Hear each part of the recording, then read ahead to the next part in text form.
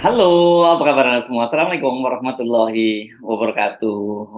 Kembali berjumpa dalam program Off the Record, membaca berita di Black Berita bersama saya, Hersu Benarif. Dan saya Gibeta, senang sekali menjumpai Anda. Halo Mas Hersu, ini sudah akhir pekan. Nah, ada yang senang nih kalau akhir pekan ya, kelihatannya ada yang mau liburan. Iya, tapi pembicaraan kita masih tetap ya Mas Hersu Nah, ya, kalau yang itu pekan ini. kalau itu kan seperti sudah kita prediksi akan makin makin seru. Ada Ya. soal sekarang saya kira kita mungkin fokus pada soal para pegawai pajak dan pegawai bea cukai ini ya. Yang akhirnya berdasarkan pengakuan-pengakuan mereka dan dari hasil para netizen, keponya para netizen itu akhirnya semua berantakan ya, apa yang narasi-narasi yang dibangun oleh mereka itu ya, fakta-fakta yang mereka sodorkan ke publik itu berantakan semua itu ya. Betul. Tapi yang heran mereka kenapa KPK sampai sekarang itu kok lambat banget, kok nggak langsung ditangkap gitu ya orang-orang ini gitu ya, diperiksa di kan paling bahaya begini ini kan menghilangkan barang bukti gitu loh, yang kalau yang Betul. mereka mesti lakukan. Ini tapi nggak apa-apa dengan bocoran-bocoran dari para netizen itu sebenarnya dari akal sehat pun semakin mereka bertindak mencoba menyamarkan harta kekayaannya semakin dibongkar oleh netizen gitu ya, Mbak Agi. Ya. Ini Iya, iya. contoh yang paling menarik menurut saya ada dua. Ini modusnya sama nih, Rafael Alun dan Andi Pramono ya. Andi Pramono bukan Andinya Andi Jawa, ini bukan Andi gelar bangsawan. Kebetulan aja dia orang di Makassar dia, yang dia Iya, tukang. makanya di namanya Andinya pakai H ya Mas Hersu. Ya, Andi Jadi kalau Pramono. di Makassar biasanya kan tidak. Ya, ini orang Solo Tigo, Priayi Solo Tigo, Pak. Ya, gitu. Dan ini yang menarik itu kan Andi Pramono dan Rafael Alun sudah diperiksa oleh KPK gitu. Tadi saya sebut loh, kok netizen banyak. Ini kenapa kok dibiarin aja, dilepas lagi apa nggak, takut kalau mereka menghilangkan barang bukti? Karena menurut saya ada dua kesamaan ini yang dilakukan oleh dua orang ini. Pertama tentu saja menurut PPATK, tolong Pak Ivan jangan ngeles lagi ya, jangan diralat lagi. Anda ini, kita kutip omongan Anda bahwa itu transaksi keuangan mencurigakan antara Rafael Alun dan Pak Andi Pramono itu seperti saling salib, Ya, seperti bus akap akap. antar kota antar provinsi. Jadi artinya ketika tidak disebutkan angkanya saling salib itu berapa, tapi kalau kita pegang patokannya Pak Rafael Alun kan 500 miliar. Ya, Pak ya. Iya, Jadi iya, kalau saling salib itu artinya ya sekitar itu angkanya gitu ya. iya. Ya. Mhm. Ya, 500 miliar, luar biasa Mas Ya, Hersu. ya, ya. Nah, Kemudian yang ditemukan di deposit box ternyata tidak masuk ke dalam LHKPN juga. yes, 37 miliar. Itu baru di satu bank, rekening bank ya. Kita belum tahu Mhm. apakah ada rekening bank yang lain. Biasanya kan seperti ini, mereka itu pecah-pecah seperti ini kalau naruh-naruh seperti ini gitu ya. Dikatakan ada 40 rekening loh Mas Hersu. Nah, itu rekening banknya yang 500 Ya, miliar.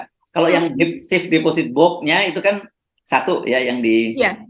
Yang tunai, iya. Oke. Nah, terus yang kedua ada kesamaannya itu adalah dari yang jelas ini keterangan dari KPK bahwa eh, Pak Rafael Alun itu kemungkinan termasuk menyembunyikannya, ya, menyembunyikan harta kekayaannya. Itu kan yang disebut nomine ya istilahnya, Mbak ya. Orang yang terafiliasi itu rupanya dengan menggunakan salah satunya adalah nama ibunya. Oh, ini aduh, waduh. Tapi ibunya sudah almarhum ya kalau tidak salah ya, Mbak ya. Iya, ibunya sudah almarhum, betul. Waduh, Mhm. serem ini serem. Yang kedua, kita ingat Pak Andi Pramono itu waktu keluar dari PPATK, keluar dari pemeriksaan di KPK menyatakan bahwa uangnya, rumah mewah yang di Cibubur itu kata dia itu bukan rumah dia, tapi itu rumah orang tuanya. Dia nyebutnya orang tuanya ya, Ya. dan dia hanya menunggu itu karena dia menunggu orang tuanya ya, ya kan begitu. Dan rumah itu belum dihibahkan. Tapi kemudian netizen juga menemukan fakta gitu bahwa Mhm. ternyata dalam sebuah podcast ya, di sebuah di podcast, namanya podcast 55 TV, TV 55 atau 55 Ya, TV, 55 TV Mas Hersu, sebuah 55 podcast TV. di YouTube, ya. Ya, itu Pak ini jelas menyebutkan bahwa orang tuanya itu dari keluarga yang sederhana. Bapaknya itu guru swasta ya. Menariknya disebutkan dia guru STM gitu. Mhm. STM-nya dia ngajar di dua tempat. Mhm. STM Kristen, STM Katolik atau Kristen itu saya lupa. Yang Mhm. kedua, dia di STM Muhammadiyah.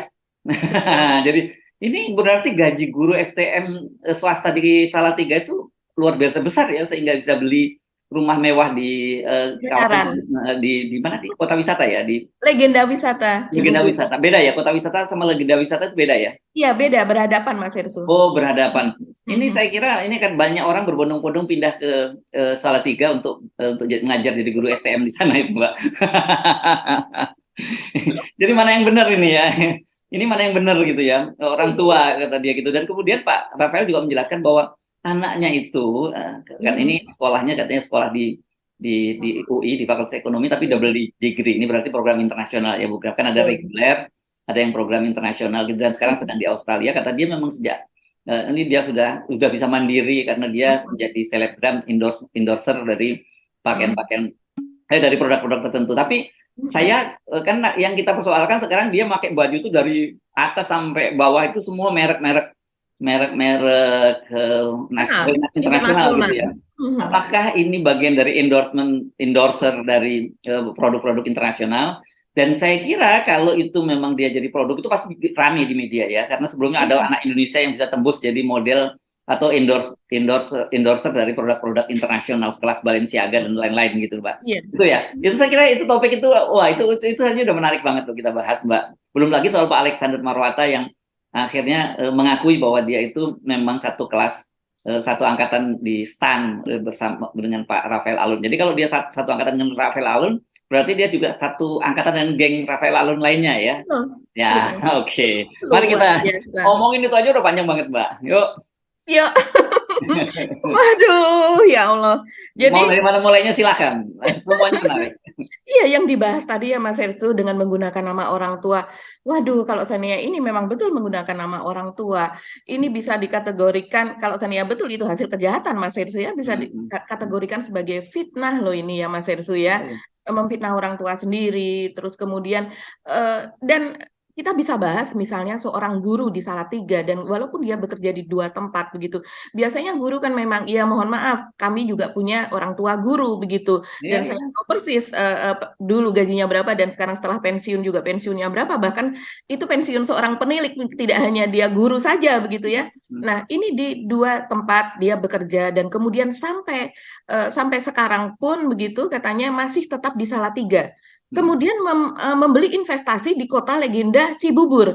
Apakah itu masuk akal? Seseorang yang seumur hidup berada di Salatiga, bahkan dikatakan bahwa ibunya adalah seseorang yang mohon maaf tidak lulus SMP, begitu ibunya seorang yang sederhana, hanya menjadi ibu rumah tangga. Dalam podcast tersebut kan dia mengatakan demikian, Pak Andi Pramono kan. Nah, ini apakah kemudian profil tersebut masuk akal ya Mas Hirstu? Kemudian orang tua ini menginvestasikan dananya untuk membeli sebuah rumah di Dan legenda. seleranya keren ya, selera Keren bapaknya, sekali. selera orang tuanya Pak Andi Pramono ini keren. Seleranya Keren banget. model apa sih Mbak namanya? Klasik ya atau apa ini namanya? Iya, mungkin ini model klasik begitu juga saya nggak gitu paham ya Mas Hersu, tapi seperti ada tiang-tiang besar apa model roman atau bagaimana begitu. Dan kemudian kalau melihat kafling-kafling di sana, ini rupanya ada beberapa kafling dijadikan satu begitu kalau melihat kafling di kota wisata tersebut begitu karena ini betul-betul memanjang begitu dan ini rumah sangat-sangat mewah yang bisa ditaksir ini nilainya miliaran begitu. Bahkan kalau seandainya nilainya itu mencapai mendekati 10 pun masuk akal begitu karena kita melihat tidak hanya rumahnya, kita lantas membayangkan isinya dengan rumah yang demikian megah kan seringkali isi itu tidak beda harganya dengan rumah tersebut Mas Hersu. Bahkan kadang melebihi. Nah, terus kemudian juga yang satunya lagi yaitu Pak Rafael dengan dia mengatakan bahwa ada hartanya yaitu yang berupa 4 kafling tanah di Jogja dan kemudian juga ditambah dengan satu ruko di daerah Jakarta yang nilainya 9 miliar itu adalah milik ibunya begitu. Dia mengatakan demikian. Tapi ini kemudian setelah ditelusuri oleh KPK dan menanyakan gitu dengan lingkungan seperti apa sih profil dari ibu Pak Rafael ini, ternyata kemudian diketahui dari petugas gereja paroki setempat yang dimana tempat almarhum ibu Pak Rafael ini biasa beribadah mengatakan bahwa ibu dari Pak Rafael ini adalah orang yang sederhana begitu. Jadi menurut Nggak petugas mungkin kalau bisa sampai investasi seperti tidak itu. mungkin kalau seandainya sampai berinvestasi seperti itu dan kita bayangkan orang di Jogja yang sederhana kemudian melakukan investasi juga di Jakarta ruko Ya, senilai ya. 9 Kalau kata miliar. teman-teman di Jogja itu not maybe. Gitu ya Mbak ya. Aduh, luar biasa ini ya, menamakan Oke. dengan memakai nama ibu. Dan kalau yang Rafael tadi katanya sudah dihibahkan kepada dirinya, Mas Hirsu. Oh, sudah dihibahkan ibunya. Hmm. Jadi ibunya sebelum meninggal dunia sudah menghibahkan kepada Pak Rafael. Mudah-mudahan itu jadi amal ibadah Ibu Rafael kalau betul. Tapi kalau enggak betul itu kasihan sekali ya mendiang ibunya Pak Rafael ini. Jadi dipakai namanya oleh anaknya untuk kejahatan. Ini kalau betul gitu ya. Tapi Ya. mungkin kita tonton dulu pengakuan Pak ini juga ya Pak Andi Pramono seusai diperiksa di KPK. Mhm. Bapak saya itu mengajar di 2 tempat ya. Jadi bapak saya pertama itu menjadi guru di namanya STM Kristen. Bapak saya orang Muslim, tapi dia mengajar di STM Kristen dan juga mengajar di STM Muhammadiyah. Dua yang berbeda ya Pak ya? Dua Iya, sekolah yang berbeda gitu. dua berbeda. Tapi sekarang sudah sudah purna tugas ya. Dan sekarang sama teman-teman gengnya ada membuat sekolahan sendiri yang dipimpin oleh bapak saya dan teman-temannya sampai saat ini. Oke, berarti memang orang tua Pak Andi memang suka di pendidikan ya. Suka di pendidikan. Sudah pensiun sekarang bangun lagi sekolah Ya, gitu betul. ya. Oke, kalau misalnya itu tadi peran dari Bapak Pak Andi. Kalau misalnya peran Ibu Pak dalam mendidik Pak Andi dan juga adiknya sebenarnya perannya itu seperti apa sih? Ibu saya benar-benar ibu seorang ibu rumah tangga ya. Saya kan sempat tanya ibu dulu sekolahnya apa. Ibu juga dulu nggak lulus SMP, ya lulus SMP. Jadi benar-benar menjaga rumah, ngerawat kita benar-benar ya A sampai Z lah. Dan saya sangat dekat sama ibu saya. Ya sampai SMP pun saya masih tidur dengan ibu saya.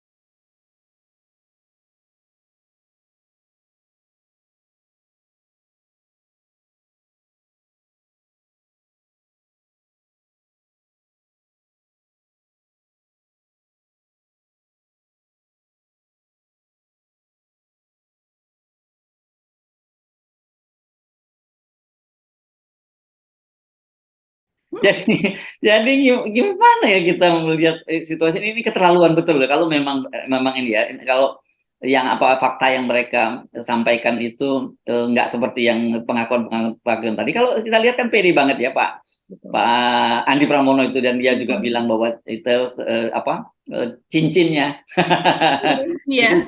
Cincinnya itu karena cincin dari ustadznya, dan dalam kasus itu ada ketika dia bicara bahwa anaknya itu mandiri sejak masih remaja gitu, sudah karena jadi endorser dari produk-produk itu, terus ada yang nyeretuk itu si netizen itu jam Rolex tangan Bapak juga itu dari Iya, iya.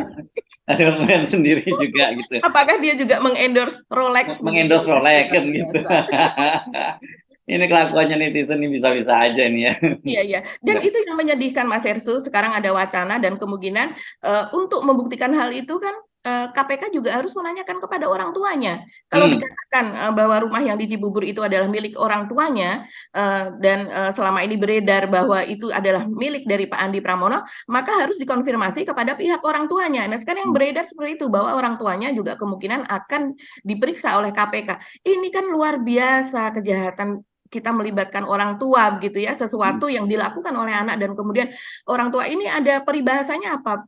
Anak polah begitu kan ya Mas? Anak pola bapak kepada gitu ya. Iya, iya, betul Ya. sekali. Dan ini rupanya sekarang mulai makin terbuka bahwa ini semua adalah merupakan satu komplotan begitu sebetulnya Mas Hersu ya.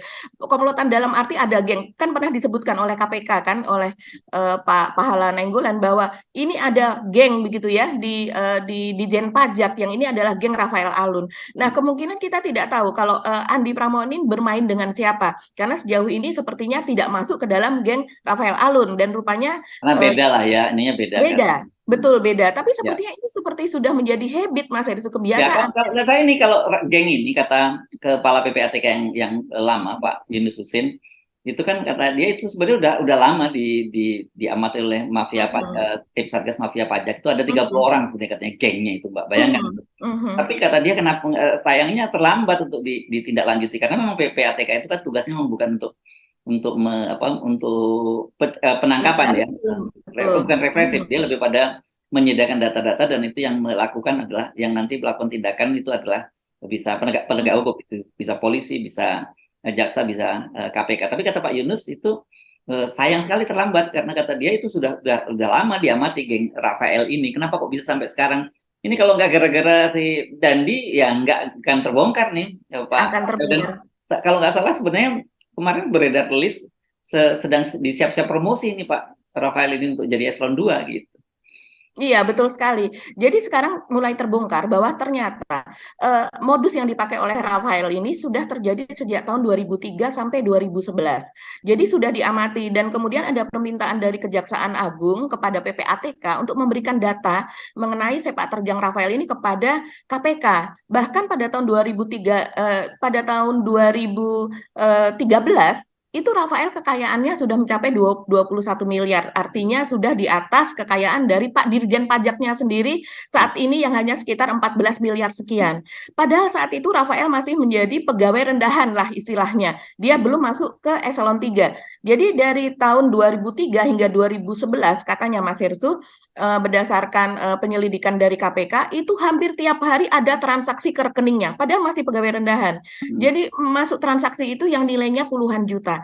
Tapi alibi dari KPK yaitu kenapa surat dari PPATK yang dimintakan oleh Kejaksaan Agung agar diberikan kepada KPK pada Kejaksaan Agung memintanya tahun 2012 bulan Juni kalau tidak salah, kemudian surat tersebut yaitu berkas-berkas soal transaksi Rafael ini diberikan pada Januari 2013 kepada KPK. Tapi kenapa tidak ditindaklanjuti? Karena pada saat itu Rafael statusnya masih pegawai yang di bawah eselon 3 dan rupanya jadi kalau Anda mau transaksi gede-gedean jangan jadi eselon dulu ya, pasti akan lolos. Iya, betul, ya. Menolak saja kalau untuk dipromosikan. Dan jadi, kedua, jangan naik eselon. Kedua, jangan biarkan anaknya naik motor gede dan pacaran gitu ya, karena nanti gara-gara itu kejadiannya seperti Mario Dendi ya, atau naik Rubicon ya, ganti aja Rubicon dan yang lain. Betul. Jadi dari tahun 2013 ke atas itu barulah kemudian dia menjadi eselon 3 dan kemudian makin istilahnya itu makin menggila karena dari 21 miliar itu kemudian naik menjadi 56 miliar itu yang dilaporkan. Nah, alasannya tadi karena rupanya ada ketentuan di KPK bahwa mereka tidak bisa memeriksa pegawai di bawah eselon 3. Begitu Mas Hersu. Tapi kan namanya korupsi bisa dilaporkan polisi, bisa dilaporkan ke Kejaksaan Agung kan gitu loh. Itu jadi kita bingung juga nih ya. Bingung. Ya. Dan belum lagi sekarang kok nggak cak-cak itu kesannya ya. Udah kan dari sisi logika aja tadi udah ketahuan bahwa udah tahu bahwa dia pasti bohong gitu. Udah pasti bohong lah gitu. Kenapa nggak ditangkap duluan gitu ya? Alasannya nanti menghormati hak asasi manusia gitu. Terlalu humanis banget ya KPK-nya gitu ya. Iya, tahun 2013 kekayaan sudah 21 miliar begitu, dan sementara posisinya dia masih hanya menjadi kepala bidang begitu di Jawa Tengah begitu. Kan aneh sekali Mas Hersu. Dan ini kenapa KPK seperti itu, kita memang harus pertanyakan. Ini KPK harus menjawab pertanyaan banyak sekali di sini. Dan kemudian pada berikutnya ternyata dia juga tersangkut dengan saat ini dengan Wahono Saputra ya Mas Hersu. Satu angkatan juga, satu geng gitu ya. Satu angkatan, satu geng. Dan ini rupanya juga setelah ditelusuri, kalau Wahono Saputra ini jelas ya, istri dari Wahono Saputra dan kemudian istri dari Rafael Alun itu juga berteman, dan mereka memiliki saham di perusahaan properti di Minahasa Utara yang nilainya miliaran, karena ini adalah perusahaan properti komplek perumahan mewah yang isinya ada sekitar 200 rumah lebih begitu, di mana nilai rumahnya itu dapat mencapai 2 miliar. Ini luar biasa ya. Para istri tersebut ternyata juga ikut ke dalam transaksi-transaksi yang dilakukan oleh suaminya. Dan kemudian kita lihat juga hasil dari Detik X nih Mas Hersu, investigasi dari Detik, dikatakan juga bahwa pada saat tahun 2003 sampai 2011 itu ada rekening yang aktif dari Rafael, itu ada 3 rekening, dan kemudian istrinya 2 rekening yang melakukan transaksi hampir tiap hari 10 juta dengan nilai puluhan juta tersebut. Ini luar biasa. Kalau seandainya dijumlahkan, nilainya akan berapa? Begitu. Kalau hampir tiap hari ada transaksi keluar masuk. Dan kemudian juga memang modus yang dipakai oleh Rafael ini rupanya adalah dengan itu tadi Mas Hersu, membuat perusahaan konsultan pajak. Jadi kemudian seolah-olah nilai uang yang masuk tersebut adalah sebagai fee dia ketika dia bekerja sebagai seorang konsultan pajak. Nah, ini rupanya dia ada 2 konsultan, yang satu adalah perusahaan konsultan pajak yang dimiliki oleh dirinya sendiri, sementara ada satu lagi, kalau tidak salah inisialnya CC, ada satu lagi perusahaan konsultan pajak inisialnya SS, itu yang dimiliki oleh seorang mantan pegawai pajak, pernah bekerja di pajak lebih dari 10 tahun, jadi berarti temannya dia juga begitu. Dan kemudian dari keduanya ini dia mendapatkan fee atau gratifikasi atau uang atau apapun namanya, atau pencucian uang gitu, diduganya kan sebagian besar adalah pencucian uang tersebut. Kok bisa ya dia punya seorang pegawai pajak punya konsultan pajak, tadi yang Anda sebutkan dia punya atas nama dia sendiri tadi itu. Aneh banget Iya. ya. Iya betul Mas Hersu. Jadi satu perusahaan itu adalah milik dia, dan satu lagi adalah milik temannya. Jadi dari 2 perusahaan itu. Dan ini rupanya kan pernah dikatakan juga oleh KPK bahwa modus dari seperti ini memang modus dari pencucian uang yang kemarin disebutkan ada berapa ya? 69 pegawai Dijen Pajak kalau tidak salah kan. Hati-hati Mbak nyebut itu nanti dibantah lagi loh. Dibilang nggak ada, angkanya kecil banget kalau kata Kepala PPATK, angkanya minim. Jadi yang lain, yang itu dari kepabeanan kalau kata Kepala PPATK. Jadi bukan di Dijen Pajak dan di ini, bukan di Dijen Pajak dan di Bea Cukai itu, tapi kepabeanan, dan angkanya kalau yang di keuangan itu angkanya minim dan sudah ditindak oleh Kementerian Keuangan gitu ya. Saya nggak ngerti angka minim mereka berapa, jangan-jangan beda pengertian angka minimnya Pak Ivan Yustiavandana dengan angka minim yang ada pada kita semua gitu ya. Iya, karena dikatakan juga yang transaksi yang tiap hari puluhan juta tersebut dikatakan bahwa ya tapi itu kan transaksi kecil begitu ya. Sementara dia yang sebagian besar itu menerima itu adalah berupa tunai. Dan pada pemeriksaan dengan KPK, Rafael ini rupanya mengaku bahwa dia memang menerima tunai, begitu Mas Hersu. Nah, yang tunai inilah yang sekarang ini sulit dilacak. Ya, ini memang luar biasa. Kalau seandainya ya nominal itu kan memang relatif ya Mas Hersu ya. Kalau bagi kita transaksi yang hampir tiap hari ada keluar masuk uang begitu senilai puluhan juta, itu besar sekali. Karena gaji sebulan saja berapa? Kalau dibandingkan dengan UMK atau UMP provinsi atau UMR, itu sudah berapa kali begitu kan? Sudah bahkan mungkin bisa jadi ratusan kali kalau misalnya hampir setiap hari terjadi transaksi seperti itu. Jadi ini memang common sense-nya itu memang sudah berbeda dengan kita. Sudah luar biasa. Seperti kayaknya kita berhadapan dengan, mohon maaf, berhadapan dengan bukan orang Indonesia ya kalau saya lihat, karena alien mungkin malah. Alien. Ya. Karena punya persepsi, punya common sense yang berbeda dengan orang pada dengan kita umumnya. semua gitu ya. Sampai sekarang mereka juga belum ditangkap pun kita juga terheran-heran gitu dengan fakta dari sini aja kan kita ini mestinya kepada mereka-mereka ini harusnya bukan berlaku presumption of innocent, presumption of ya dia sudah bukan tidak innocent lagi dia gitu loh. Iya, Ya. iya, betul sekali Mas Hersu. Jadi bahkan juga dikatakan kan oleh KPK bahwa sekarang yang terlibat menjadi konsultan pajak dari Rafael ini, kemudian orang-orangnya sudah ada 2 orang katanya yang lari ke luar negeri atau berada di luar negeri. Nah ini kan berarti sudah terlambat begitu Mas Hersu. Seharusnya dengan itu kemudian dengan dibuatkan alasan karena ini memang tidak hanya soal nominal, tapi ini menjadi perhatian di seluruh Indonesia. Ini kan membuat kekacauan, ini membuat apa ya?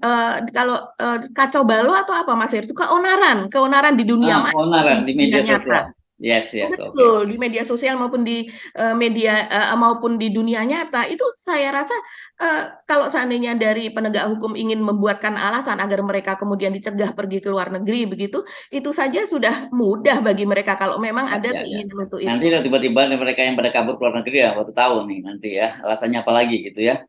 Oke, kita pindah ke topiknya yang lain ya. Tapi ada kaitannya dengan ini ya soal Pak Alexander Marwata ya. Itu gimana sih ceritanya ini? Karena saya sendiri merasa harusnya Pak Alexander Marwata sejak awal mendeklar ya begitu ada peristiwa gitu. Karena dia tahu wah ini pasti ada konflik of interest-nya, ada konflik kepentingan ketika Rafael masuk. Dia mesti sejak awal menyampaikan itu. Baru ternyata diem-diem aja gitu orang sudah bilang cicing wae gitu baru setelah ribut ICW baru kemudian dia mengakui gitu ya Mbak Agi. Dia menjamin bahwa itu tidak ada konflik of interest karena kata dia sebelumnya pada kepemimpinan sebelumnya ada dia juga ya periode sebelumnya juga ada katanya diproses juga. Nah itu jadi masalah juga kenapa dulu dia ngaku juga kan gitu. Iya, betul sekali. Ini kemudian menjadi heboh. Ini sekarang menjadi heboh Mas Ersu soal bahwa Pak Alexander Marwata ternyata teman akrab dari Pak Rafael. Teman akrab disebutnya? Iya, dia mengatakan, ya saya akrab dengan Pak Rafael dan kemudian masa dia curiga kalau berteman akrab lihat temannya, dia tahu pasti masa kecilnya Pak Rafael seperti apa dan gaya hidupnya seperti apa sekarang gitu.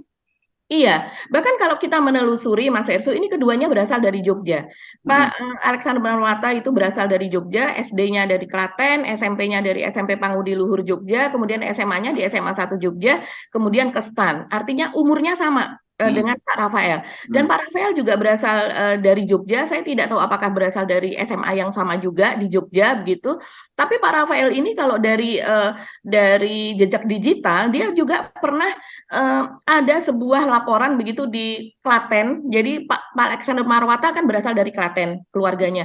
Dan kemudian Pak Rafael ini juga pernah ada kasus di Klaten begitu Mas Ersu, di mana istrinya yaitu Ethnie Michael itu pernah dia terlibat dia yang melaporkan sebetulnya. Jadi ada transaksi usaha atau bisnis kuliner yang kemudian dia tertipu begitu dan itu kejadiannya di Klaten, dia dilaporkan di Polres Klaten. Saya tidak tahu apakah sebenarnya asal usulnya Pak Rafael ini juga berasal dari Klaten. Tapi yang jelas keduanya itu mereka berasal dari Jogja dan kemudian mereka sama-sama diterima di STAN dan di STAN mereka angkatan tahun 86 begitu Mas Ersu dan kemudian ya ini menariknya adalah apa yang ada investigasi dari Detik X juga dan dari media lainnya itu yang mengatakan bahwa KPK itu memantau percakapan dari grup angkatan tersebut begitu.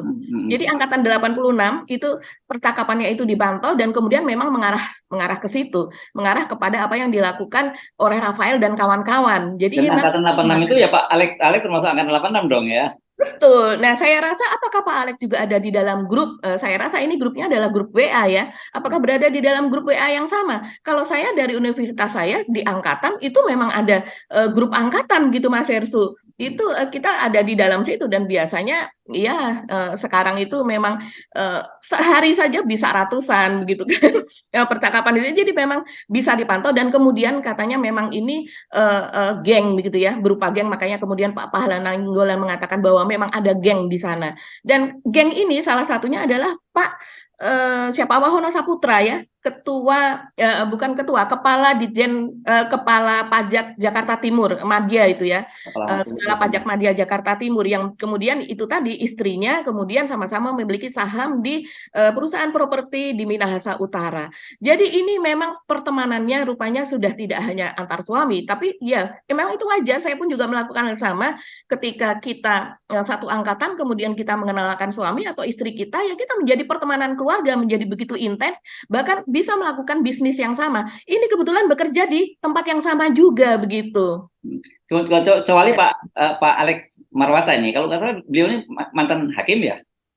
Iya, Mas Ersu, memang dia berkarir di hukum gitu ya, karirnya di sana karena habis dari STAN dia kemudian melanjutkan ke Fakultas Hukum UI dan lulus tahun 2000 berapa ya, 2011 atau 2001 saya lupa. Jadi artinya dia memang dari STAN terus kemudian dia ke Hukum UI. Nah, inilah yang kemudian kita banyak yang tidak menyangka bahwa kemudian ternyata Pak Alexander Marwata ini teman dari Rafael Alun, sama-sama angkatan 86 dan dia tidak declare, walaupun sekarang dia mengatakan bahwa saya sudah mengungkap itu pada rapat internal di KPK ketika membahas soal Rafael Alun, tapi kepada media atau kepada orang luar itu tidak ada declare seperti itu sampai kemudian ICW mengungkap hal tersebut.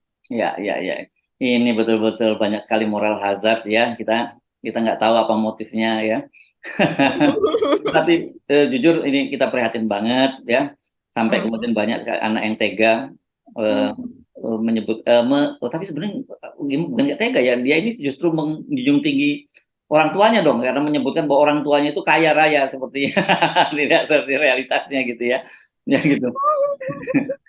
Iya. Dan Mas Edi itu satu lagi yang angkatan 86 itu dikatakan oleh Pak Alexander sendiri dan dia mengakui juga memang sudah ada yang diproses begitu ya, yang sekarang sudah menjadi narapidana begitu untuk kasus juga korupsi dan tidak pidana pencucian uang.